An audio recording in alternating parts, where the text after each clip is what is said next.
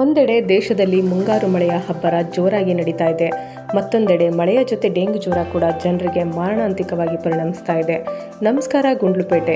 ರಾಜ್ಯದ ಹಲವು ಜಿಲ್ಲೆಗಳಲ್ಲಿ ಡೆಂಗ್ಯೂ ಪ್ರಕರಣ ಹೆಚ್ಚುತ್ತಿದ್ದು, ಚಾಮರಾಜನಗರ ಜಿಲ್ಲೆಯಲ್ಲಿ ಕಳೆದ ಜನವರಿ ತಿಂಗಳಿನಿಂದ ಜುಲೈ 10ರವರೆಗೆ 13 ಡೆಂಗ್ಯೂ ಕೇಸ್ಗಳು ವರದಿಯಾಗಿದೆ.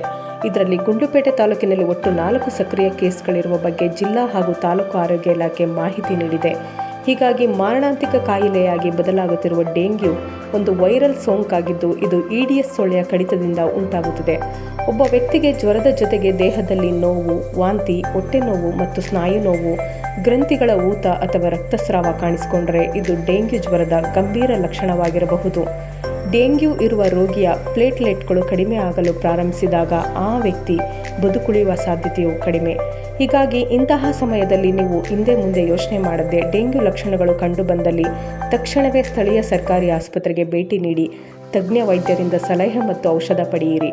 ಇದು ತಾಲೂಕು ಸಾರ್ವಜನಿಕ ಆಸ್ಪತ್ರೆ ಗುಂಡ್ಲುಪೇಟೆ ಮತ್ತು ಪುರಸಭಾ ಕಾರ್ಯಾಲಯ ಗುಂಡ್ಲುಪೇಟೆ ಹಾಗೂ ರಕ್ತಧಾರೆ ಗುಂಡ್ಲುಪೇಟೆ ವತಿಯಿಂದ ಸಾರ್ವಜನಿಕ ಮಾಹಿತಿಗಾಗಿ.